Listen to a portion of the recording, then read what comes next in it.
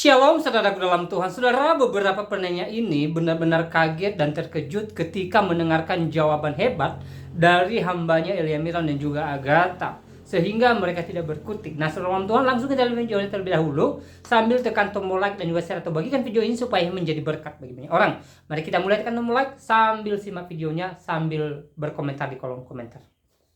Oke, jadi ini pertanyaan saya mungkin yang terakhir ya Bangku. Jadi menurut saya Yesus dituhankan itu karena ada kalimat ruh dan kalimat firman, betul? Dia dituhankan karena dia mengakui dirinya Tuhan kok. Yohanes 13 ayat 13. Nah, di mana dia mengakui dirinya Tuhan? Baca Yohanes 13 ayat 13. Kamu menyebut aku guru dan Tuhan, memang benar aku adalah guru dan Tuhan. Oke, di situ terjadi kontradiksi antara Tuhan atau Tuhan. Kita lihat bahasa Yunaninya apa di sana? Bahasa Yunaninya cuma satu. Ya, coba jelaskan. Oke. Bahasa Yunaninya di sana Kyrie. Kyrie itu artinya apa? Ya. Kyrie eleison itu artinya apa? Nah, Kyrie eleison itu artinya artikan. Ya, jangan tanya saya tanya kamu, kan kamu yang gugat saya. Nah, seperti itu. Jadi kayak aku nih ya, anak yatim piatu, ya kan? Nggak ada pasti perintah. Selalu diberkati. Nggak ada perintahnya di ada perintahnya di dalam kitab Kakak. Ada banyak perintahnya ya. Salah satu contohnya itu adalah di Galatia 6 ayat 9 sampai 10 ya. Saling berbantu-bantulah kamu. Nih aku bacain dulu ya. Menanggung ya. Nih kita selalu diperintahkan sama Tuhan Yesus melakukan segala sesuatu itu kepada manusia seperti kita melakukannya untuk Tuhan ya. Dikatakan seperti ini Bang ya, janganlah kita jemu-jemu berbuat baik, karena apabila sudah datang waktunya kita akan menuai jika kita tidak menjadi lemah. Karena itu selama masih ada kesempatan bagi kita, marilah kita berbuat baik kepada semua orang, tetapi terutama kepada kawan-kawan seiman. Itu satu ya, di Galatia 6. Di 1 Korintus juga dikatakan ya, kita itu harus memberi sesuai dengan kerelaan hati kita kepada semua orang. Ya. Udah nggak usah ini Kak ngerti bahasa Indonesia kan? Kata zakatnya mana? Tulisan kata zakat mana di sana? Cuma berbuat baik. Zakat itu artinya apa coba? Bang, ini Bang, tadi kan udah saya bilang, Abang yang mungkin yang nggak ngerti bahasa Indonesia. Tapi namanya bukan zakat. Abang ngerti nggak Bang? Kita kan zakat itu. Kalau di Islam ya zakat ya zakat. Infak. Zakat itu apa Bang? Baik. Zakat itu apa sih? Zakat adalah mengeluarkan sebagian harta kita yang sudah diwajibkan dan sudah ditentukan oleh Allah Subhanahu wa taala. Karena Quran surah berapa Bang kalau saya boleh tahu? Zakat banyak di dalam Al-Qur'an. Kalau kita buka. Coba boleh satu. Di dalam Al-Qur'an. Oke, saya buka ya. Kalau di Islam itu kata zakat ya zakat, Kakak cantik. Ya, 1 Timotius 5 ayat 3 dikatakan, hormatilah janda-janda yang benar-benar janda, tetapi jikalau janda mempunyai anak atau cucu, hendaklah itu mereka pertama-tama belajar berbakti. Coba baca ketikannya Andi Kak. Apa Cid? Coba baca ketikannya Andi yang kena filter Kak. Mana? Zakat itu bahasa Arab manusia.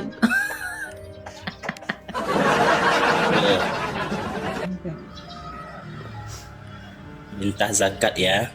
Zakat ya zakat. Zakat tuh apa sih? Zakat ya zakat. Ada membantu fakir miskin. Itu bukan kata zakat. Inilah mereka mengatakan sesuatu yang mereka tidak ketahui. Ini Surah Al-Baqarah ayat 43. Dan dirikanlah salat, tunaikanlah zakat, dan merukuklah beserta orang-orang yang zakat. Loh, sama aja arti zakat itu mana? Apa? Zakat ya zakat apa? Nggak diarti-artikan, makanya aku tanya zakat di dalam Kristen ada nggak? Ada. Apa zakat coba itu bahasa apa sih Bang? Zakat itu bahasa apa? Muliakanlah janda-janda. Apaan sih zakat ya zakat katanya, nggak ya, diubah-ubah. Definisinya Bang. Ubah-ubah gitu. Terus di At-Taubah nih, At-Taubah dengarkan. At-Taubah ayat 100. Satu-satu dulu Bang. Oke, At-Taubah ayat 100. Ini zakat artinya apa? Di Quran ada nggak artinya? Ada tuh, At-Taubah ayat 103. Enggak, zakat di Al-Baqarah 43 ini artinya apa? Enggak ada definisinya loh. Harta, zakat itu harta. Tuh, ambillah zakat sebagian berarti harta. Tunaikanlah jadi harta. zakat itu hartanya. Gimana sih tunaikan harta? Ini di At-Taubah ayat 103. Ya Tuhan. Jadi yang ini Al-Baqarah 43 enggak ada? At-Taubah 103. At-Taubah. Jadi yang tadi bukan ya? Yang tadi ya juga dan dirikalah salat, tunaikanlah apa zakat, itu? tunaikanlah zakat. Zakat itu artinya apa? Ambillah Bang? harta. Zakat itu harta. Nggak ada di dalam di situ dikatakan harta. 103 At-Taubah ayat 103. Ya Tuhan. Zakat itu ini orang harta artinya. Oke, Iya, pelan-pelan benar. ya. Zakat artinya harta. Oke, Harta, kita bahasa yes, Indonesia benar. kan ya. Gini ya, ambillah harta dari harta mereka. Disuruh ngambil. Nah, kan? Jelas. Ambillah harta dari mereka. Ambillah Guna zakat dari mensucikan dan sebagian membersihkan harta mereka. Dan, Dan loh, itu diambil kamu ya Bang ya, membersihkan bukan mereka. memberi ya. Oh.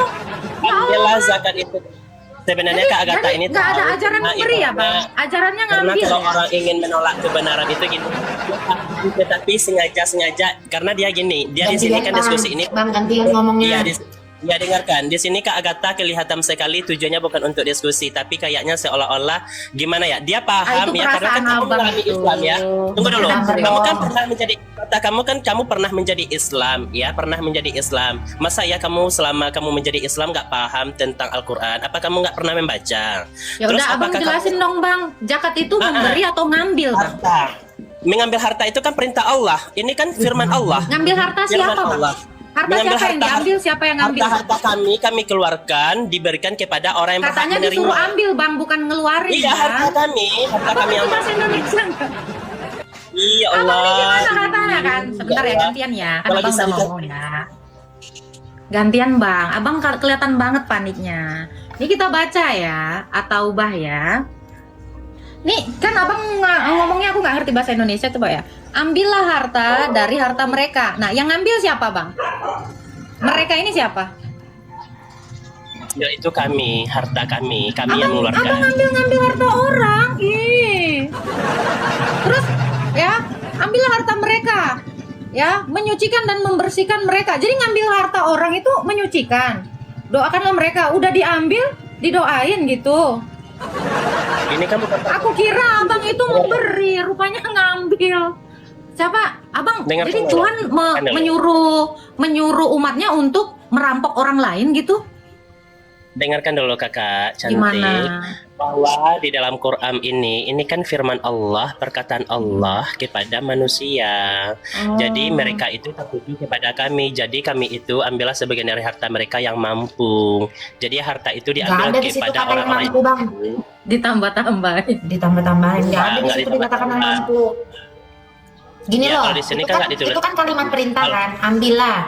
Nah itu siapa yang diperintahkan untuk ngambil? Ambillah zakat diperintahkan ya kepada orang yang mampu. Nggak ada di situ orang yang Nggak mampu. ada dikatakan. betul. Nah mereka Bang nih Iya. sekarang ini suruh ngambil. Jadi gimana nih Bang Ambil kalau aja. ada orang yang Ambil. punya banyak utang itu diambil hartanya, kasihan lah.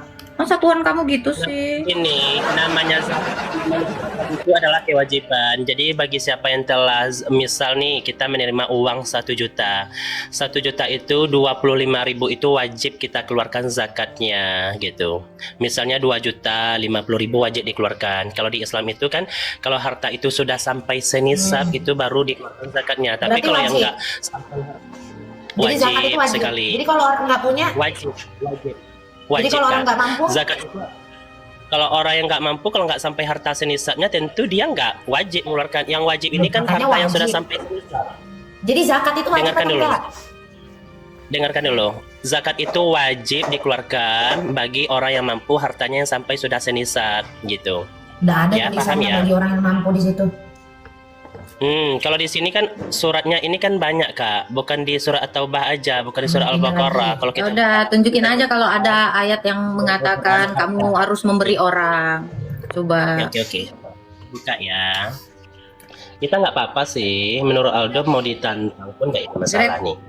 Grade, tau nggak? At-Taubah tadi tuh grade. Itu adalah orang-orang Wah. Arab Badui yang munafik. Itu bicara tentang orang-orang Arab Badui yang munafik yang disuruh ambil hartanya. Ya, makanya di situ kan kalimat perintah kan, ambillah. Nah ini siapa ambil. yang disuruh ambil dari mereka gitu kan? Mereka nih siapa? Berarti kan ada orangnya nih.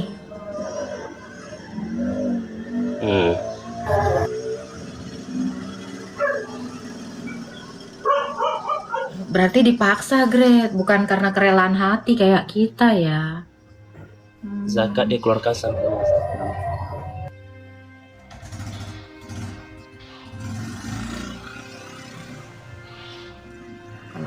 Nah, ini Kita ya, di 2, nih ya grade ya. 2 Korintus 9 ayat 7 sampai 8. Nih, kalau di dalam Alkitab Nih. dikatakan, hendaklah masing-masing orang memberikan menurut kerelaan hatinya. Jangan dengan sedih karena paksa, sebab Allah mengasihi orang yang memberi dengan sukacita.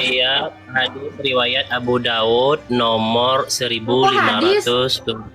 Nah, Ini dari Quran nggak mampu ke hadis gitu. dengarkan dulu. Kalau kami itu jelas bang, jadi kamu sesuai kemampuan itu ini ya nggak ada ya kok karang. Kalau kami jelas ya di 2 Korintus 9 itu sampai 8. Hendaklah masing-masing memberikan menurut kerelaan hatinya, jangan dengan sedih hati atau karena paksaan, sebab Allah yaitu Yesus mengasihi orang yang memberi dengan sukacita. Itu Kita sendiri nggak mampu minta bantuan hadis. Itu termasuk yang kakak baca. Yang kakak bacakan itu adalah termasuk salah satu sedekah. Kalau sedekah itu kerelaan hati. Tapi kalau zakat ini Mana wajib ayatnya ketentuan. mana? Ayatnya mana? gini Bang, karena di dalam Kristen Gini, itu di Quran surat gini. Taubah sama ayat Al-Baqarah tadi kan Aldo udah jelaskan perintah zakat kan sudah ada. Sudah ada kan perintah zakat Aldo sebutkan. Jadi Disuruh kakak ngambil bertanya ya. tentang- Ya, masa jelas. masa memberi itu disuruh-suruh dipaksa ngambil. Ada tim Semuanya ngambil. Wajib, kakak wajib. Oh Karena wajib, ya udah berarti kalau wajib Abang kalau baca atau bah tadi bang, itu yang diambil itu untuk menyucikan orang itu bang, untuk mengampuni dosanya, bukan memberi karena kerelaan hati, bukan karena mengasihi sesama loh itu bang. Coba kamu baca atau Zakatnya baca sampai bawah. Dalam Islam nih kan zakat fitrah setelah menunaikan ibadah puasa kan sebelum jatuhnya hari raya Idul Fitri itu kan kakak tahu lah ya di masjid-masjid di mana itu kan mengeluarkan zakat. Jadi mengeluarkan zakat itu setiap per individu. Jadi itu wajib Ayatnya dikeluarkan. bang, ayatnya. Iya kalau di dalam Al-Quran kan perintah zakat ada. Perintah zakat kan Iya sudah tapi jelas udah zakat itu diambil, bukan memberi dengan kerelaan hati, bukan karena apa tadi Greg berarti bilang kan sesuai kemampuan. berarti zakat itu di tempatmu Bang itu suatu kewajiban kan yang semua orang harus penuhi toh Ya, untuk supaya orang itu bisa menyucikan diri kan. Aldo berdoa bentar ya, Aldo berdoa dalam hati aja dulu. Nggak ada bang perintah berdoa dalam hati Nggak bang. ada, nggak boleh. Nggak ada. Abang ini suka improvisasi ajaran ya. Karena kebanyakan gerakan tambahan gitu loh. Coba Bang, nggak usah kebanyakan gerakan tambahan. 1500 kalau hadis riwayat Abu Daud nomor 1573 Enggak gini, bentar dulu Bang, satu-satu kita clearkan. Gini loh, artinya zakat yang Abang bawa tadi itu adalah sebuah kewajiban. Hal yang harus dilakukan Iya. orang untuk menyucikan dirinya kan, sesuai dengan ayat yang tadi. Wajib toh? Ya benar, wajib. Jangan banyak kali dinaikkan. wajib. Wajib Kenapa memberikan wajib ngasih harta kan? Yes, benar, wajib. Wajib. Ya sudah selesai sudah. Berarti kewajiban itu bukan pemberian ya bang. Berarti memang nggak diajarin memberi ya. Kewajiban ini mengeluarkan zakat kalau hartanya sudah sampai senisab. Itu memang Nggak wajib, ada tidak yang boleh larang, dilarang. Bang, ngambil. Nggak ada Dia Bang, mengatakan- itu tambah-tambahan aja Ngambil loh. pajak tau. Kayak wajib Ya, pajak jadi ini itu. Dia bilang katanya gini kak, dia bilang katanya kak, nanti tunggu itu Ambillah baru sebagian dikeluarkan dari kalau harta. nyampe hartanya sekian gitu baru dikasih. Mereka untuk mengeluarkan harta-hartanya dan diberikan Ngawur. kepada orang yang harus Nggak ada bang menerimanya. disuruh mengeluarkan bang. Ngambil. Ngambil dengan ngeluarin itu beda.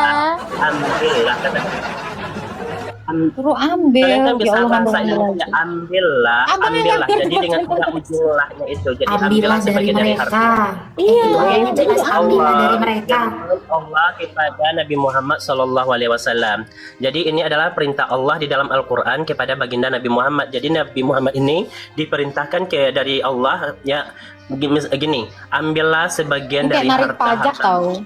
Gitu. Kayak Jadi ini kan narik firman Allah ini kepada baginda Nabi Muhammad. Jadi Nabi Muhammad itu diperintah. Oke ya udah bang kepanjangan gini. Nah kalau di dalam Alkitab kami ada orang yang kayak gitu bang, tahu nggak sebutannya apa? Ada, Pemungut kata zakat. cukai. Dari tadi Pemungut Aldo cukai. minta tunjukkan data kata zakat aja nggak ada Gini, kata dengerin. zakat. Aduh gantian Mana berisik kata banget. zakatnya Ah. mana? Sorry Zakat. ditutup. Gantian bang. Rame banget sendirian. Iya, Bang, dengerin ya. Di dalam Alkitab, orang seperti yang tadi di dalam surat yang Abang bawa tadi itu disebut sebagai pemungut cukai. Di dalam Kristen itu Tuhan Yesus itu menentang adanya pemungut cukai gitu loh. Makanya ayat yang Kak Agatha bawa tadi, memberi dengan kerelaan hati. Nggak dengerin, giliran orang ngomong nggak didengerin nih. Kebanyakan gerakan tambahan mulutnya. Gue curiga dia lagi ngomong tapi Sibuk sendiri, nggak dengerin orang ngomong. Dikit-dikit aja bang. Kepanjangan, Bang. Jadi zakat itu kayak upeti, tau nggak sih? Apa sih? Iya kan, upeti ya. Iya, ini sama kayak yang di dalam At-Taubah 29. Kalau mau ikut tuh kan, kalau nggak mau diperangi harus ngasih. Harus ngasih. Tuh di At-Taubah 29 tuh. Nggak bawa perpuluhan dilarang ke gereja, nggak ada bang. Mana ada? Nggak ada juga, perintahnya nggak ada di dalam kitab suci. Tapi kalau dalam gereja itu ibadahnya ngapain joget-joget kak? Pertanyaan Aldo, joget-joget nyanyi-nyanyi. Sementara Enggak, bang, kalian kami kalau di gereja teriak-teriak gini bang. Apa kabar? yang gembira. Sementara Tuhannya kan disalib, penderitaannya luar biasa. Sementara kalian bawa gitar, bawa drum. Marilah kita bergoyang, marilah Nggak kita ada berdansa. itu kerjaannya tiap malam dangdutan. Nggak ada itu kayak gitu. Apa-apaan kak, gitu disaksikan oleh Tuhan. Bukannya kusuk beribadah, bukannya kusuk berdoa memohon ampun, tapi malah joget-joget bawa drum, bawa gitar. Hai Yesus, mari kita Nggak berjoget. ada. Oke, gantian ya bang, gantian ya. Bang, itu kalau yang lagi tawaf itu ya bang, yang desek-desekan itu gimana sih bang? Ngapain sih bang? Yang mau ke Ka'bah itu ngapain bang? Desek-desek cewek itu kena itunya kesikut-sikut itu ngapain? Nggak bisa tertib kah? Nggak bisa teratur gitu bang? Jadi kakak lihat kan, labbaik Allahumma Nah itu labbaik. ngapain sih bang sampai, aduh ini videonya kalau ditunjukin gimana ya Grace ya? Innal handa wan ni'mata Itu sampai Ini agak kurang seon ini Kak. Cuma Kak, agak kurang seon orang ini Kak. Indah kak merdunya itu kan kak, kalau kakak lihat kan Indah ya? serba pakaian putih. Indah, Terus saking mengucapkan indahnya ada yang kena pelicihan. labbaik Allahumma labbaik. Abang di tempat lain lo bang kalau berisik banget serius lu, gua nggak sanggup ngeladenin Kayaknya laki yang mulutnya 2 gitu loh, asli gua pening gua. kayaknya semalam ini diforsir nih, makanya kesenengan deh, keranjingan di pagi-pagi ini. Iya, capek banget gua ngedengernya, rame banget sendiri. Nah, ini juga sama nih, orang ini juga sama nih Kak. Siapa ini, lo kenal ini? Lo kenal? Coba on cam Pangeran. Enggak, ini si Agatha ini lagi mau ditangkap ini loh. Tapi nangis lagi. Mau kau nikahi ya? Kau birahi sama aku Enggak, ya? kami serius loh. Kami suka menghina Islam loh. Nanti kau ditangkap nangis lagi. Bukannya kau yang suka ngehina Tuhan Yesus? Di mana rumah kau? Biar ditangkap kau. Rumahku kemana Cerlo? Biar ku tangkap mulut kau tuh ya. Ini juga lemes banget ini. Ku tangkap kau ya. Tunggu aja ya. Datang 2 orang ku kirim untuk gebukin kau. Tuh. Ingat ya, bentar lagi kau tuh, dia tuh penghujat itu. Mulutnya tuh ngata-ngatain itu, sering itu. Tahu gua, muka lu aja udah gua rekam di sini. Tinggal nunggu aja kau nanti malam nggak bisa tidur kau nangis kau. Kenapa ya dari mereka ini ya, laki-laki tapi mulutnya kayak rame sendiri gitu. Gimana sih? Ya lo, parah lo. Otakmu nggak somplak Nabi kau tuhankan, itu kau Ahmad. Kau yang menuhankan dia. Ya kan, Tuhan kau kok dikira dihujat. Ya. Nanti nangis kau mau ditangkap. Nggak mungkin aku ditangkap bang. Yang ditangkap itu ayam tangkap. Bang tahu tuh makanan khas itu ya, dari daerah mana tuh? Tapi emang kelakuannya mereka nih, aduh aku nggak mau ngomong lah, cuman emang ini ya, buah jatuh itu tidak jauh dari pohonnya kan. Emang. Kan ada kisah itu kan, orang itu lewat, bapak itu lewat, dan dia bilang awas ada cecep gitu misalkan. Nih kelakuannya sama mereka ini, kayak preman gitu loh. Nanti ditangkap kamu, ayo dinangis. Ini kan jiwa-jiwa preman nih kayak gini nih si Pangeran ini. Jawa-Jawa ini apa? Bukan preman, apa namanya? Telur is, ya kan? Sesuai memang ayatnya. Pas banget emang. Apa? Udah banyak Kristen yang ditangkap. No, kalau dari kalian nggak ditangkap ya, karena memang ajaran kalian ya. Iya. Gue setuju ya kalau ada orang Kristen menghujat itu ditangkap, itu gue setuju. Kenapa? Karena itu adalah perbuatan jahat. Tapi kalau yang sebelah menghujat iman Kristen itu jangan ditangkap guys. karena itu sedang mengamalkan ajarannya. Iya, Gret.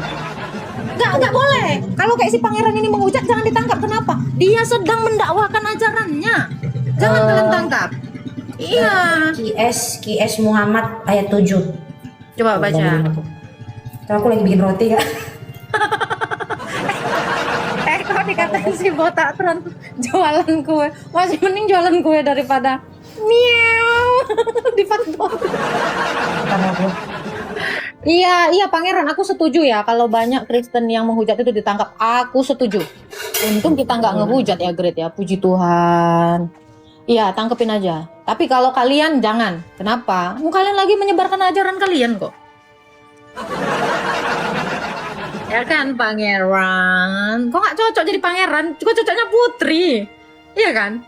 Bener loh, Gret. Jangan dong. Dari mulut jangan gue tuh. dong. Namaku Putri, jangan, nggak mau aku najis. Cocoknya kau selir lah. Cocoknya nggak cocok kok pangeran. Bukan, Kak, salah. Bocil. Oh iya. Sebut pangeran sekarang bocil 6 tahun. Apa sih dia mau naik lagi nih ya? Tap kalian ya, guys, tap ya. Ini dia tuh sengaja supaya komal orang rungkat dia nih. Covid mah lo. Gini loh, Agatha. Gimana bang? Gini loh, teman-teman. Kayak gimana? Abang kalau ngomong jangan terbata-bata lah. Yang jelas bang. Bang, Jangan kayak gagu. Apa aku manggil kau putri, princess? Kalau Pantas ngomong itu janganlah kejeda-jeda. Kau lagi ngapain? kayaknya dia kayak Firaun deh. Kayaknya Firaun yang lagi disumpel tanah ya. Bok. Kamu ini mau tobat ya? Tapi Masih kan dia muslim ya, Gret ya. Bang, kalau ngomong tuh yang jelas bisa nggak sih? Belum diturunkan kalian. Apa sih? Kami nggak ngerti. Kayaknya bagus beli sinyal dulu deh. Bang beli sinyal dah bang. Kenapa sih? Islam. Yang bener, Islam dan tadi gue denger. Nggak jelas nih. Islam. Abang beli sinyal dulu. Abang coba naik dulu ke genteng ya, yang deket toanya 4 ya, baru ke sini.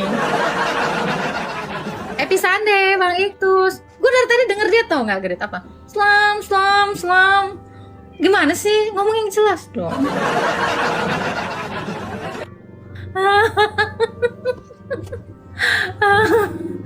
Ya Allah. Yang jelas dong, Bang. Ngomongnya tuh Mbak, ngomongnya yang jelas. Jangan pakai kol-kola, kami nggak ngerti. Gue kira kucing loh. Tebar jaring dulu di lampu merah buat beli sinyal, Bang. Aku baru cek daftar penonton di bawah, ada Mas Radenku ternyata. Aku sapa dulu ya. Mas, piye kabarnya Mas? Ya Allah, kekasihnya Gret. Ya Allah, cintanya Ya Gret. ampun, pasti kamu nongkrong di sini dari diam-diam merhatikan aku kan Mas dari bawah. Dia kangen sama si Gret. Gue tadi diajakin nikah disuruh masuk Islam. Sekarang si Gret juga mau diislamkan. Ya ampun, kalian butuh member ya? Kenapa sih niatnya itu hanya menikahi bukan karena cinta tapi pengen ngislamin? Nggak ada ide ke cara mengislamkan kami gitu ya, minimal dengan dakwah ya kan. Siapa tahu si Gatalful ini mau masuk Islam karena dakwah bukan karena dikenti. Mas Raden. Kok diam-diam aja di bawah Mas? Bahas Islam tapi ketakutan. Iya Bang, kami memang takut Bang. Emang semenakutkan itu. Iya benar. Kalau aku sih nggak mau. Apalagi kayak bukan ya, apalagi kayak orang model Raden ini loh, menakutkan loh. Raden, sorry, si siapa? Pangeran. Gue juga takut banget, mulutnya ngalang-ngalang gua cuy. Bang, bisa nggak sebagai laki-laki kamu itu menjaga kehormatanmu seperti laki-laki gitu Bang? Jangan dimanja-manjain Bang, mentang-mentang ngobrol sama cewek lu kayak ke cewek-cewekan gitu. Bisa nggak Pangeran? Ya, naik ke sini tapi gayanya tuh kayak gaya laki gitu loh. Bisa nggak? Janganlah kayak yang lunak-lunak gitu. Pening kali aku kemarin udah lunak-lunak. Iya. Mas Raden kok langsung pergi ya begitu aku sapa ya? Aduh, Raden. Salting dia nih Kak. Si Raden ini emang belum punya istri ya? Nggak tahu sih aku. Belum yang kedua, ketiga, dan keempat kali. Salam juga Haris, jangan lupa Semua tetep ya. tap Hamuna. Apalagi apa nggak Gret? Absen populer ya. Populer. Soalnya kita mau buka data ini. Iya, kami mau buka data ini ya. Jangan sampai kita rungkat ya. Iya, kami mau buka data guys. Jadi kalian harus tap populer, absen. Ya. Mana lagi Gret? Udahan. Is. Mana ya? Kok nggak ada lagi orang? Iya kok sepi banget sih. Tapi nggak apa-apa. Walaupun tidak ada orang, yang penting Mas Raden ada di sini cukuplah bagi grateful. Udah pergi juga dia kak. Kesepian lah aku dah. Ya Allah, yalah. Ya udah kalian aja lah, yuk mau bahas apa weh di bawah biar ada pembahasan. Ya. Apa yang mau kita bahas hari ini? Ada Bang Tulus.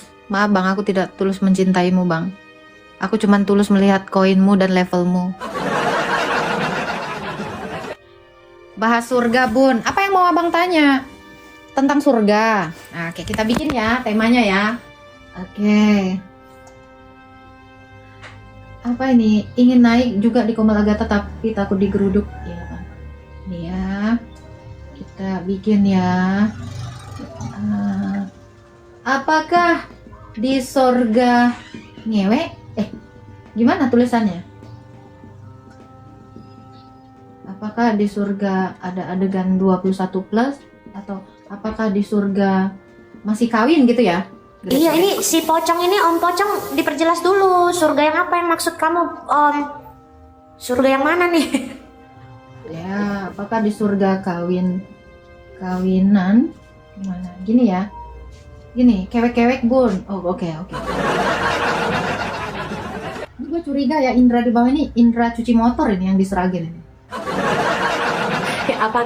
Apakah ini CEO dari pencucian motor Sragen? Yes. Apakah di surga ada kawin mengawin? Nggak cukup Kak Elo, nggak cukup. Apakah di surga apa nih? Gimana? Apakah di surga ada kawin? Tidak. Ada kawin. Ini ya. Tapi ini maksud dalam definisi kawin ya, yang kayak hubungan di dunia gitu, HB ya. HB seperti di dunia maksudnya. Apakah di surga ada kawin? Nah, Waalaikumsalam Mas Den. Ini aku jelaskan sedikit ya. Betul, di surganya Kristen juga ada kawin mengawin teman-teman.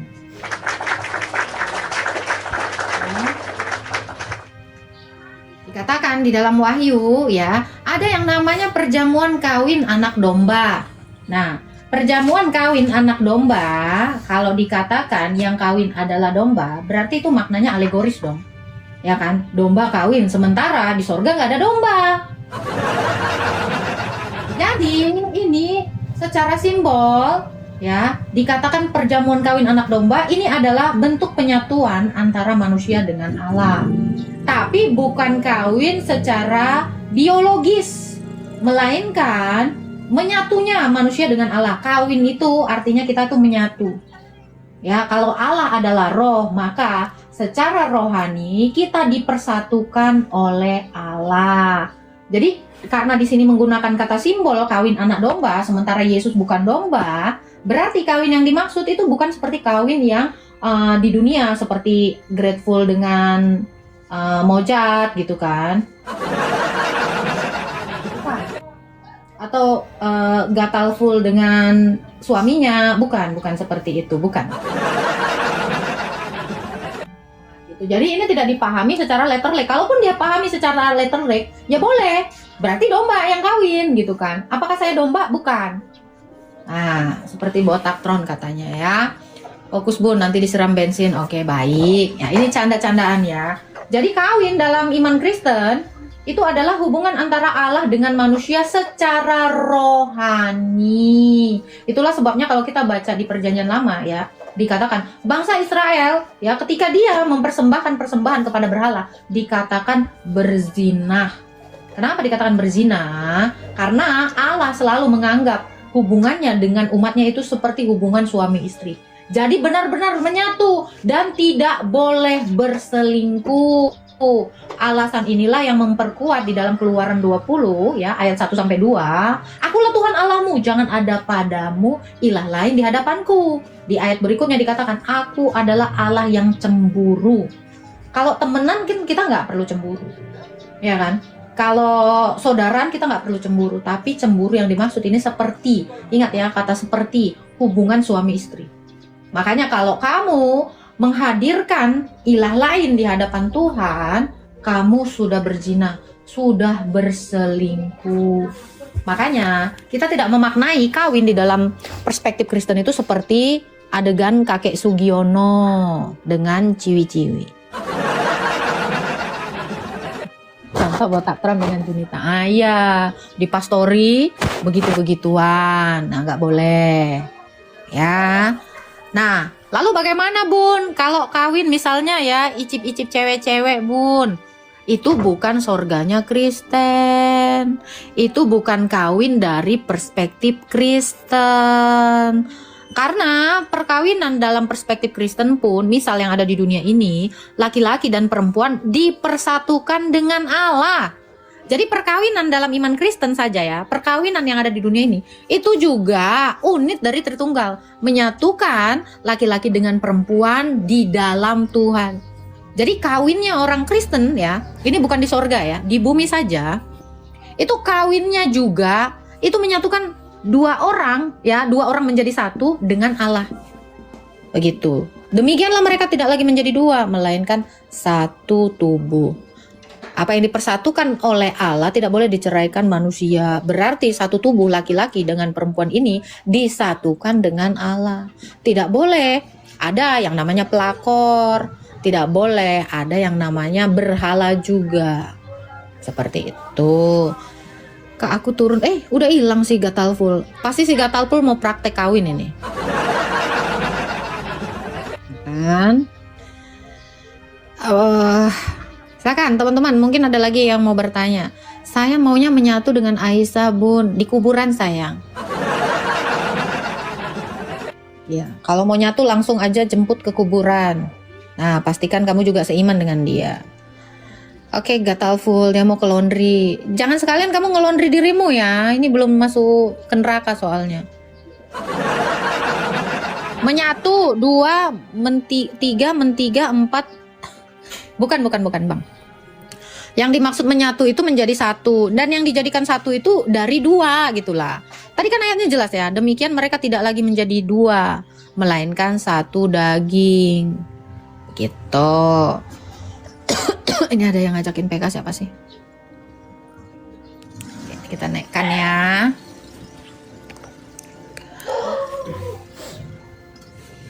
Anti Gionis, halo. Halo, selamat siang. Ya, siang. Saya akan mau bertanya apa? Enggak, saya cuma ini nih ada mau nyampein unek-unek. Oh, nggak usah, kalau mau nyampein unek-unek di pesantren aja Bang. Disuruh bertanya malah nyampein unek-unek. Ngapain kamu? Saya bukan istri kamu yang mau dengerin unek-unek kamu. Ke Mama Dedo aja. Ya kali di sini. Oke, jadi ini pertanyaan saya mungkin yang terakhir ya abangku. Jadi menurut saya Yesus dituhankan itu karena ada kalimat roh dan kalimat firman, betul? Dia dituhankan karena dia mengakui dirinya Tuhan kok. Yohanes 13 ayat 13. Nah, di mana dia mengakui dirinya Tuhan? Baca Yohanes 13 ayat 13. Kamu menyebut aku guru dan Tuhan, memang benar aku adalah guru dan Tuhan. Oke, di situ terjadi kontradiksi antara Tuhan atau Tuhan. Kita lihat bahasa Yunaninya apa di sana? Bahasa Yunaninya cuma satu. Ya, coba jelaskan. Oke. Bahasa Yunaninya di sana Kyrie. Kyrie itu artinya apa? Ya. Kyrie eleison itu artinya apa? Nah, Kyrie eleison itu artinya artikan. Ya, jangan tanya saya tanya kamu, kan kamu yang gugat saya. Nah, jadi kalau Bapak enggak tahu, kalau Bapak enggak tahu jangan sok-sokan menggugat. Gitu loh. Nah, saya sekarang Bapak bilang itu artinya Tuhan dan Tuhan itu berbeda. Sekarang tunjukkan sama saya bahasa asli Yunaninya itu apa? Apa isi dari bahasa asli? Iya, kalau bahasa Yunani aslinya memang Tuhan, tetapi ya dalam Bible 100% Yesus mengakui dia sebagai Tuhan. Gak usah banyak cerita. Kalau di sana udah Tuhan, ya udah kamu mengakui dia Tuhan, kamu tinggal baptis saja, Pak. Oke, Kapan berarti kita bibir. Kapan Berarti dibaptis? begini, artinya saya siap dibaptis, yang penting jangan ada kontradiksi di dalam Bible. Oh, nggak Contohnya ada. Lebih banyak konsep kontradiksi di dalam ketuhanan. kitabmu, Pak. Oke, Lebih oke. banyak kontradiksi Oke, dalam oke. kitab Bapak. Kalau masalah saya bertanya satu lagi, saya bertanya itu apa begini, kontradiksi. Abangku. Enggak, coba saya tanya sama Bapak. Bapak Islam kan? Betul Sabar kan? dulu, artinya Nah, saya kalau masalah kontradiksi, saya bisa menunjukkan kitabmu lebih banyak kontradiksi. Ya sabar dulu, artinya Nah, ini kan berbicara Coba kontradiksi jawab mengenai satu hal yang saya ajukan. Siapa saksi kenabian dari nabimu? Kenapa kamu percaya dia?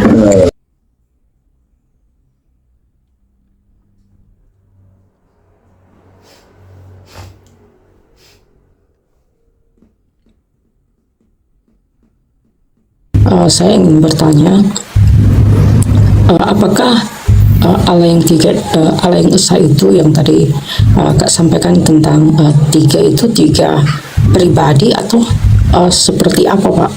Saya tidak menyebut itu pribadi. Saya menyebut itu realita konkret. Dalam pengakuan iman pertama itu nggak disebut pribadi. Kalau kamu belajar Tritunggal Barat, kamu mengerti pribadi seperti orang, bukan. Bapak-bapak gereja awal memahami kata pribadi itu bukan seperti yang kita pahami sekarang. Dia disebut persona karena dia hidup. Bukan berarti seperti pribadi itu seperti tiga orang, tiga pribadi satu hakikat, ada tiga orang diikat jadi satu. Bukan. Makanya bahasa yang lebih tepat menjelaskan itu adalah hipostasis, yang artinya realita konkret dari Allah yang hidup itu. Di dalam satu usia hakikat Allah Sang Bapa itu. Oh, jadi kalau waktu kan Kak Elia tadi mengatakan bahwa Yesus itu adalah firman-Nya Allah ya. Betul. Ketika Yesus itu datang ke dalam dunia itu, kalau datang ke dalam dunia terus ada di waktu itu kali pembaptisan itu, berarti Allah tidak berfirman lagi karena firman-Nya sudah di dunia, atau seperti Justru apa? itu ketika firman Allah jadi Kalau manusia, mereka- apakah dia kalau- kehilangan firman? Kan enggak. Kalau kamu ciptakan gelas itu dengan firmanmu, lalu dia jadi gelas, apakah kamu jadi bisu? Kan enggak. Ketika firman Allah menjadi manusia, bukan berarti Allah kehilangan firman. Kalau dia kehilangan firman, berarti dia nggak bisa ngomong lagi ketika peristiwa pembaptisan. Nah, itu cara pikir orang Barat. Ketika firman jadi manusia, berarti Allah kehilangan firman. Hah? Berarti ada firman yang lain dong. Bukan, itu secara ontologi satu di dalam Allah Sang Bapa itu. Ketika Allah berfirman, jadilah begini, lalu kamu bilang firman itu ada jutaan. Firman dalam esensinya di dalam Bapa itu satu. Dan satunya di sana bukan satu numerik, tapi satu ordinal. Jadi kalau kamu pahami, kamu hitung-hitung secara numerik ya nggak mungkin. Tapi satu di dalam penyataan Allah itu. Ketika dia berteofani, kadang dia berteofani jadi api kepada Musa semak durian tidak terbakar. Dia berteofani jadi manusia, jadi malah Adonai sama si Hagar. Lalu dia berteofani lagi sama si Yakub dalam bentuk malah Yahweh. Jadi ada berapa? Itu firman yang berteofani. Kau pikir itu Bapa? Itu Yesus, firman yang berteofani. Nah, lalu ada berapa firman? Ada banyak firman begitu? Bukan. Realitanya hanya satu, tapi penyataannya banyak. Nah, ketika menjadi manusia, firman itu menyatakan dirinya dalam keadaannya sebagai manusia. Nah, di perjanjian lama banyak. Bagaimana Yahweh lah, sebagai api, sebagai tiang awan lah, sebagai apalah, segala macam. Tapi di perjanjian baru, dia benar-benar menjadi manusia. Jadi kamu bedakan di firman itu dalam esensinya, dalam realitanya, dan firman itu dalam penyataannya. Kamu bedakan itu dulu. Jangan sampai mengatakan firman itu cuma gelar, ngawur. Nah, kan gitu, Barat tuh pikirnya gitu. Terus gelar itu seperti apa, Pak? Hah? Berarti Berarti apa? Berarti firman itu ketika menjadi manusia terpisah dari Bapa dong. Oh enggak dong. Ketika saya menciptakan pulpen ini jadi pulpen, ini kan firman saya jadi pulpen nih. Berarti Yesus itu dicipta dong. Oh ya, kemanusiaannya dicipta memang.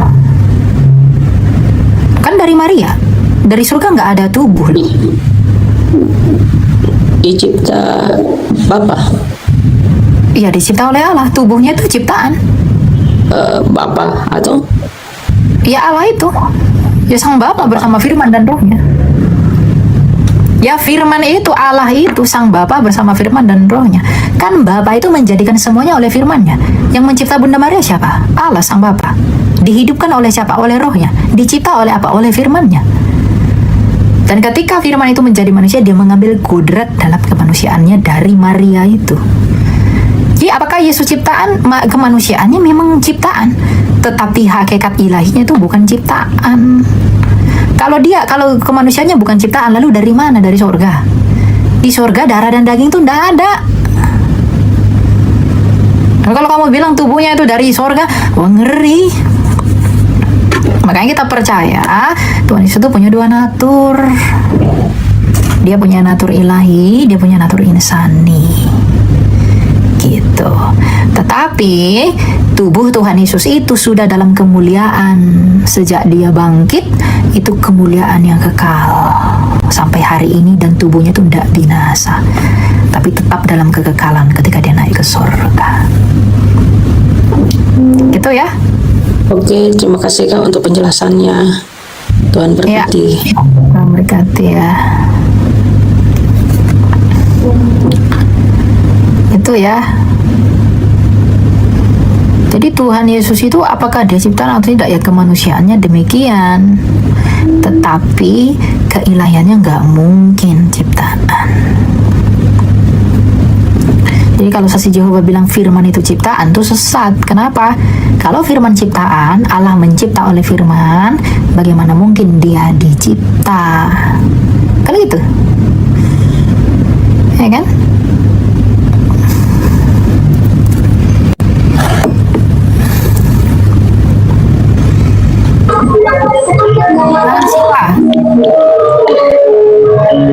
Kak, saya mau bertanya, tapi saya Islam, boleh nggak?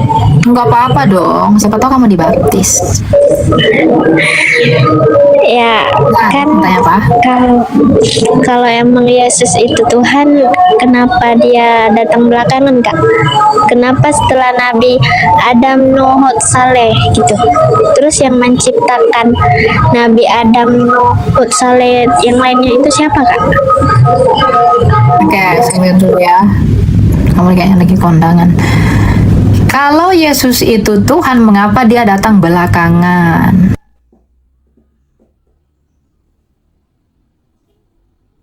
Yang percaya sama dia. Jadi Tuhan itu dari zaman Adam memberikan janji dulu nih, janji. Dia kasih ke Adam, nanti anak laki-laki nih dari keturunan perempuan. Dia kasih ke si Musa, nanti akan begini. Dia kasih tahu Daud, nanti dia akan tersalib. Dia akan ngomong Eli lama sabatani. Dia ngomong ke Nabi Mika, nanti dia akan lahir kandang domba. Dia ngomong ke Yesaya, nanti dia akan terpaku di kayu salib di antara dua orang penjahat. Baru dia ngomong ke Yeremia, nanti dia tulang-tulangnya tidak akan diremukkan. Dia ngomong ke Yeskiel, dia itu akan menderita sengsara. Dia ngomong ke nabi-nabi dulu nih, ciri-ciri yang akan datang ini. Nah, ketika Yesus datang, dia genapi semua itu. Maka orang bisa percaya kepada dia. Kenapa? Karena hanya dia yang menggenapi semua nubuatan para nabi itu. Makanya saya katakan, ada nggak yang seperti Yesus? Nggak ada. Mulai dari lahirnya sampai matinya dia dinubuatkan. Gitu. Ya, jadi mengapa dia datang belakangan? Karena sudah genap waktunya. Kalau dia datang begitu aja, nggak ada yang percaya sama dia. Harus diberikan bayangan-bayangannya dulu. Mau bertanya lagi, boleh nggak, Kak? Oh ya, silakan. Kan Yesus itu kan menerima kitab Injil, Kak. Terus yang Tuhan Yesus itu bukan menerima kitab Injil. Tuhan Yesus itu Injil itu sendiri. Tuhan Yesus tidak menerima Injil. Dialah Injil itu. Jadi kalau kamu kan kamu kan Islam, kamu kan mengatakan Yesus menerima kitab Injil. Kami tidak menerima itu. Tidak ada Yesus mengajar tenteng-tenteng kitab, tidak ada. Dialah Injil itu. Ya. oh iya, Ya, gitu ya. Kita lanjut ya. Kamu agak berisik soalnya. lanjut ya. Jadi jangan bilang Yesus membawa Injil, bukan, dialah Injil itu. Makanya dikatakan dia yang membawa kabar baik seluruh umat manusia, karena dialah sang Injil, Evangelion, sang kabar kebangkitan itu, sang hidup itu.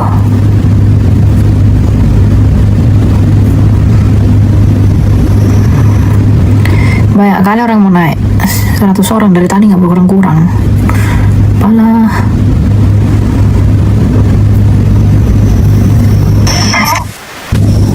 Silakan Jainur, di kondangan lagi. Halo, Jainur? Jainur? Jainur sayur? Nggak ada ya? Oke, kalau nggak ada, kita lanjut.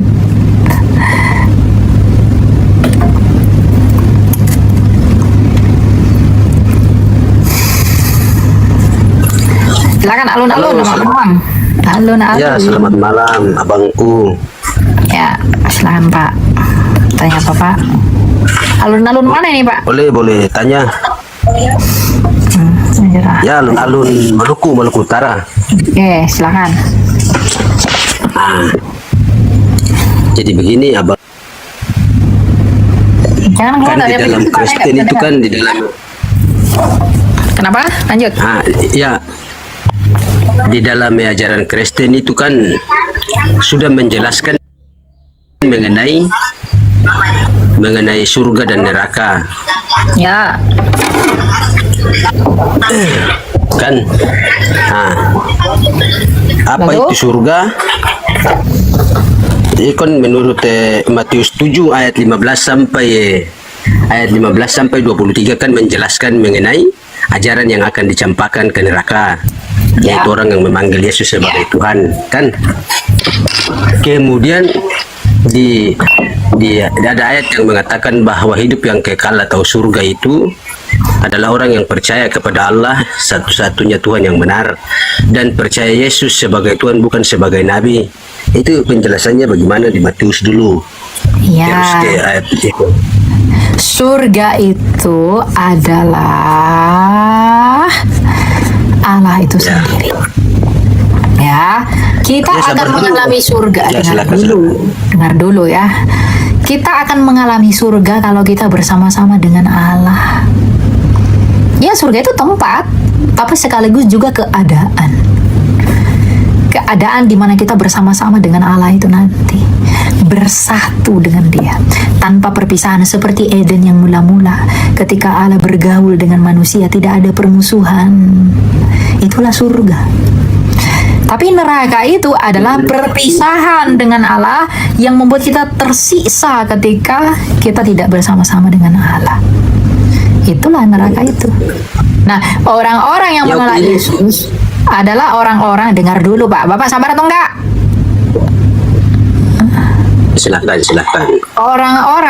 Orang-orang yang menolak Yesus ini, maka mereka tidak berdamai dengan Allah.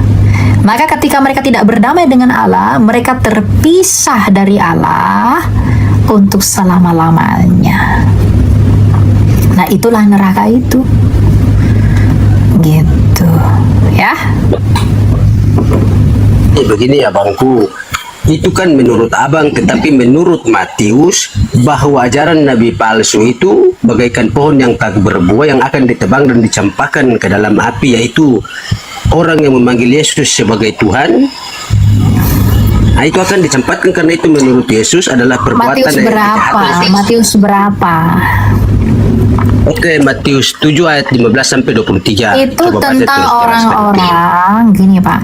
Itu tentang orang-orang yang memanggil Yesus Tuhan tetapi tidak melakukan apa yang Yesus mau. Matius 7 kita baca ya.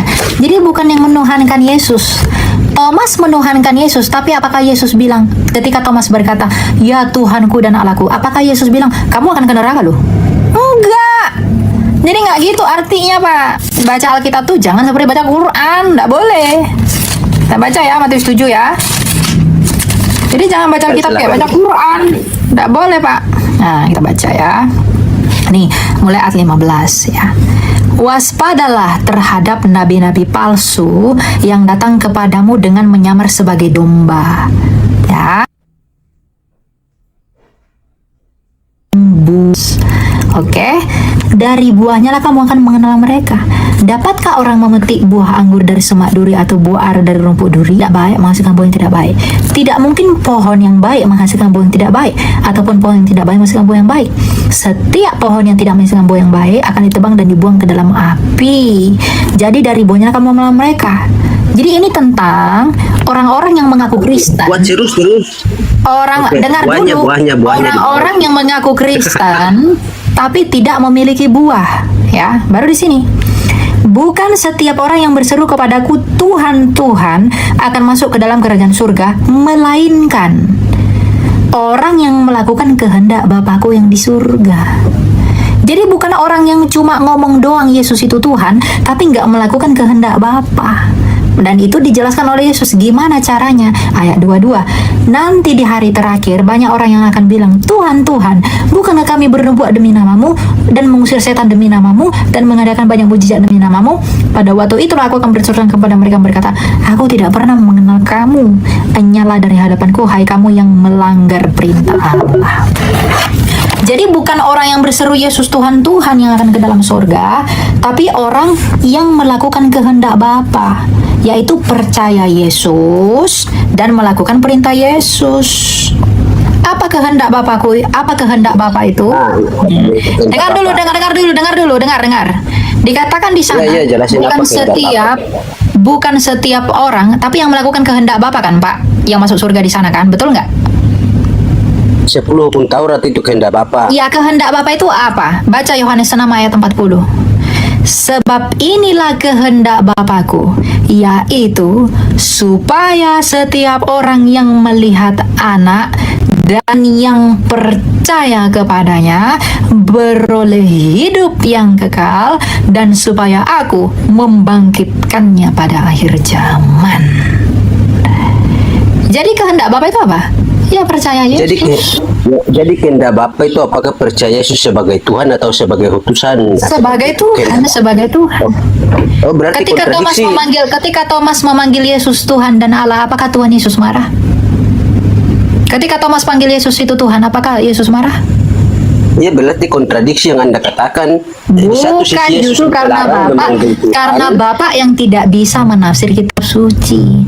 Ini peringatan tentang nabi palsu. Nabi palsu itu apa, Pak?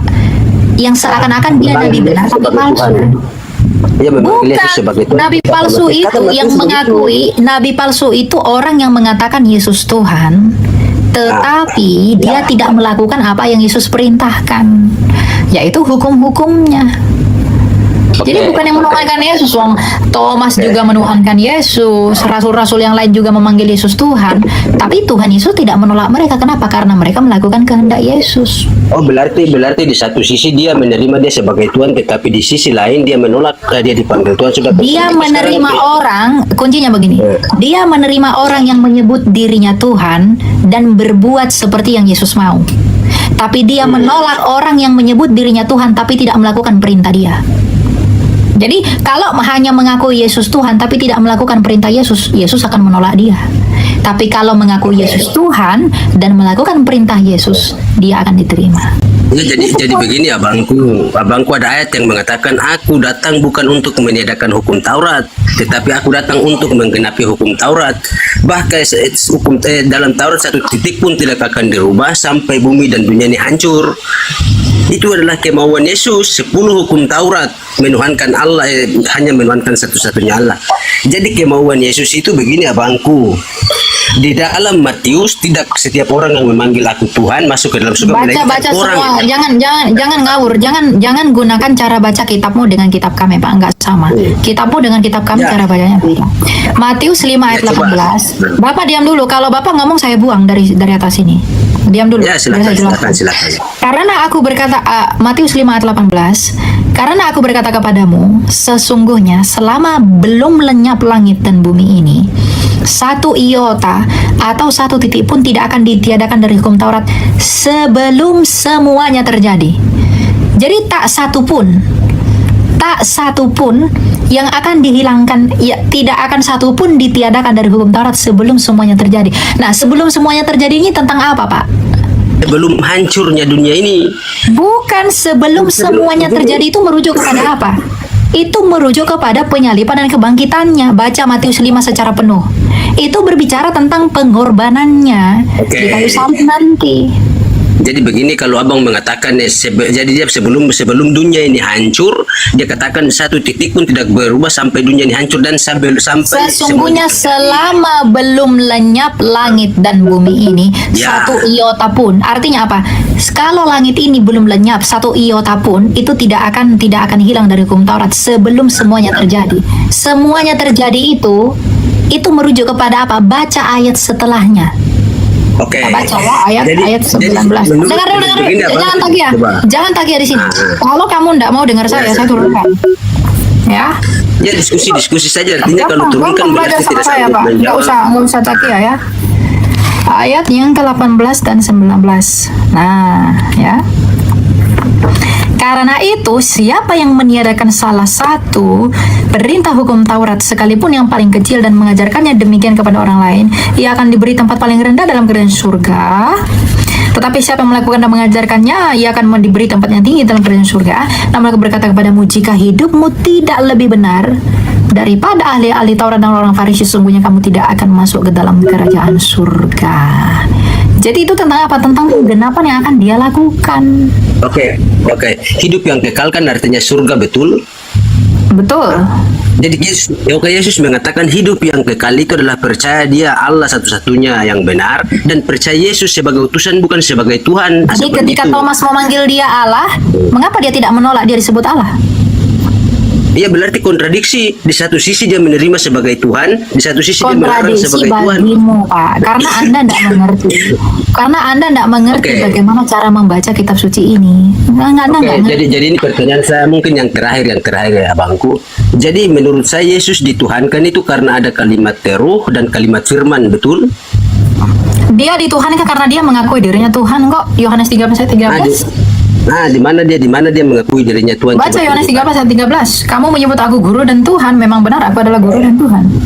Oke, di situ terjadi kontradiksi antara Tuhan atau Tuhan. Kita lihat bahasa Yunaninya apa di sana? Bahasa Yunaninya cuma satu. Ya, coba jelaskan. Oke. Bahasa Yunaninya di sana Kyrie. Kyrie itu artinya apa?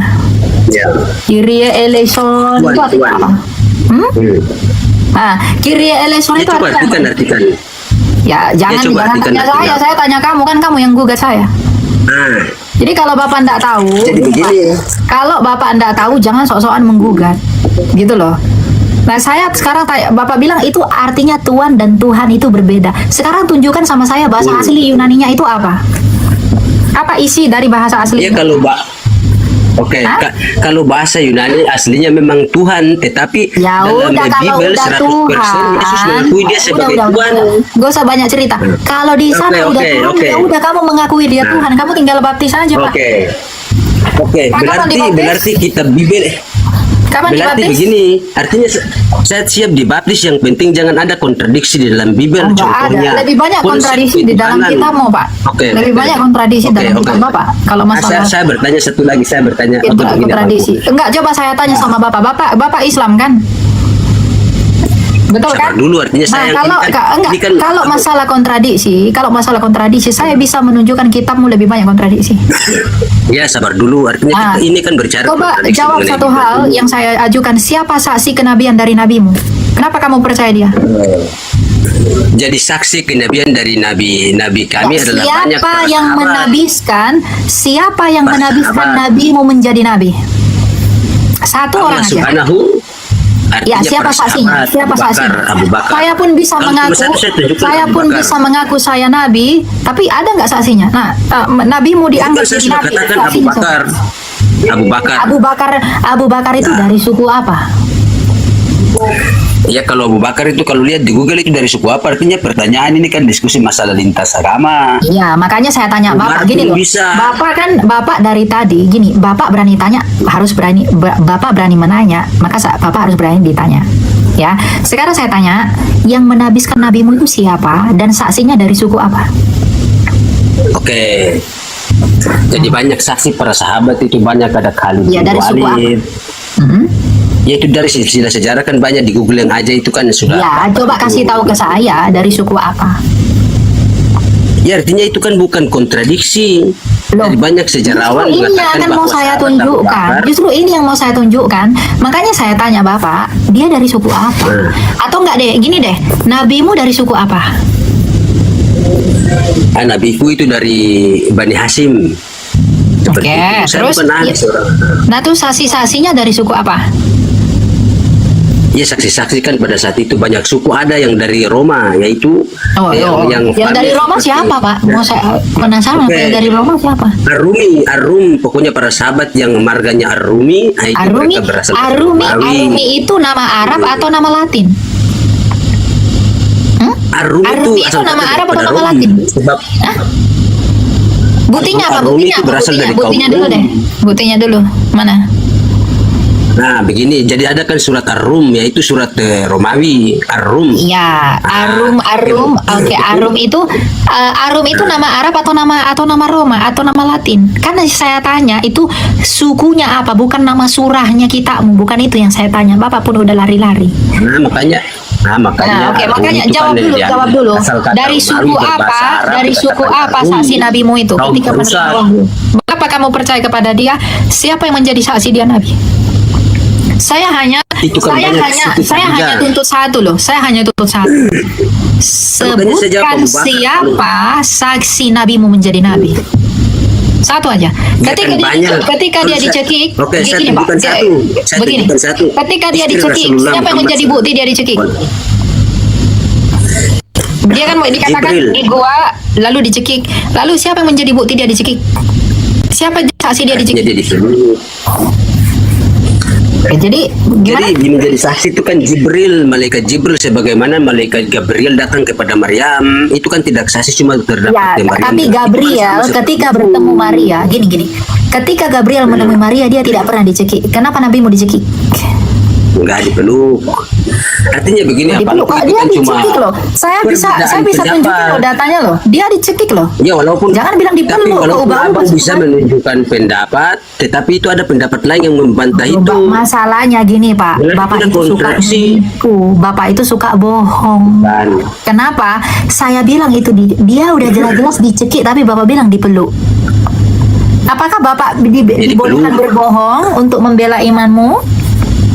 Boleh nggak ya, bohong? artinya di dalam Filipi, artinya ayat yang dibangun dengan dusta cuma Bibel. Paulus mengatakan di Filipi walaupun dengan makanya berita saya dusta tanya yang dibangun atau dengan kebenaran, dusta masalah Kristus itu dibenarkan.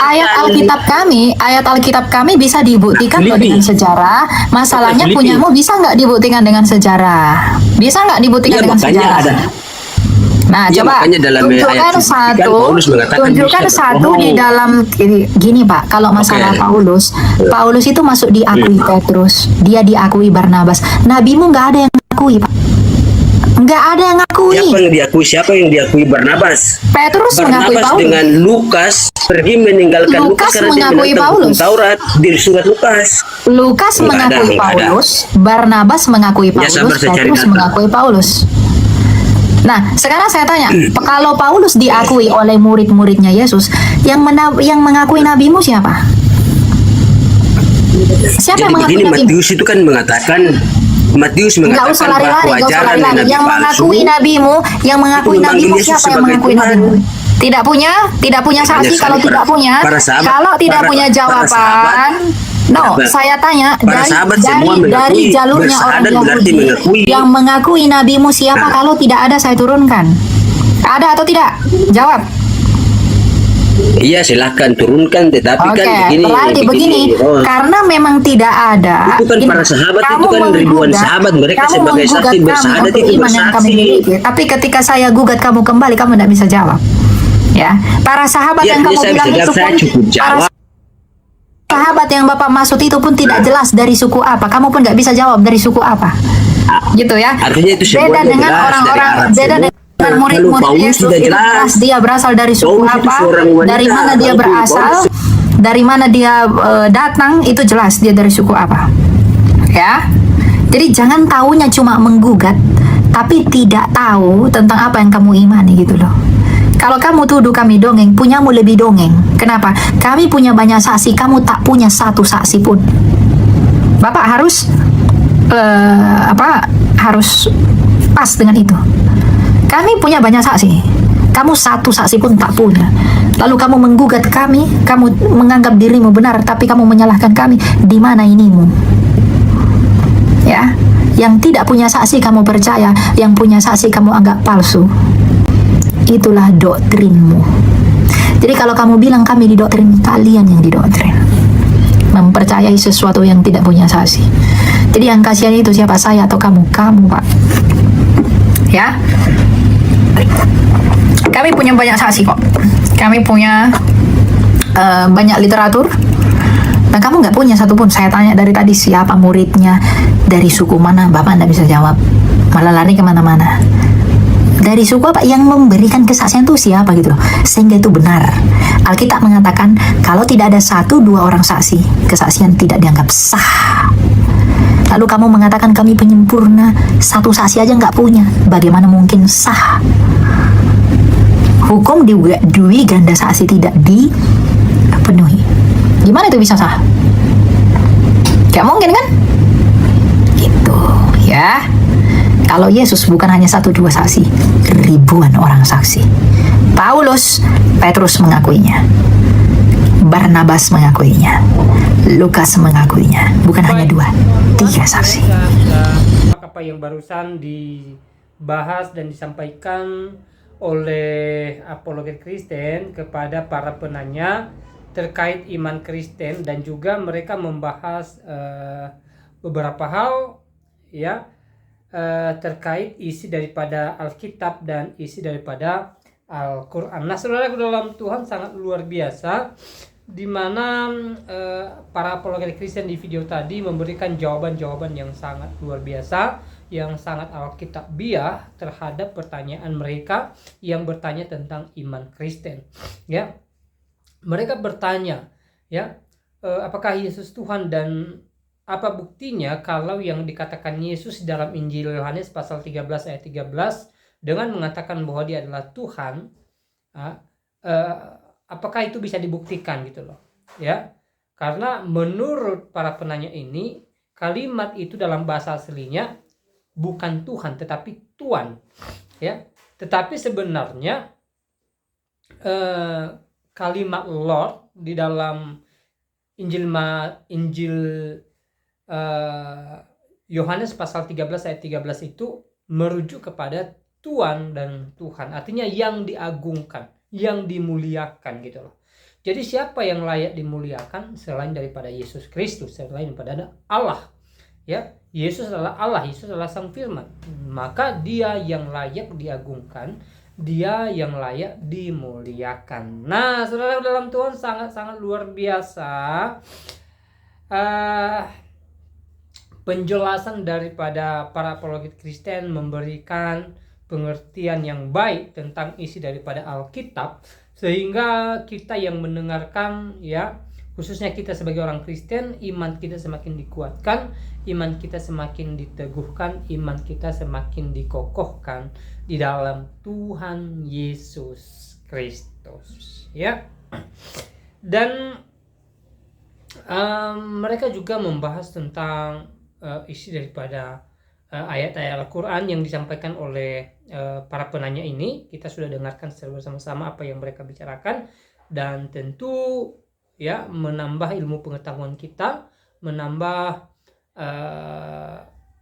wawasan kita, memberikan kita pengertian-pengertian baru, dan tentunya kita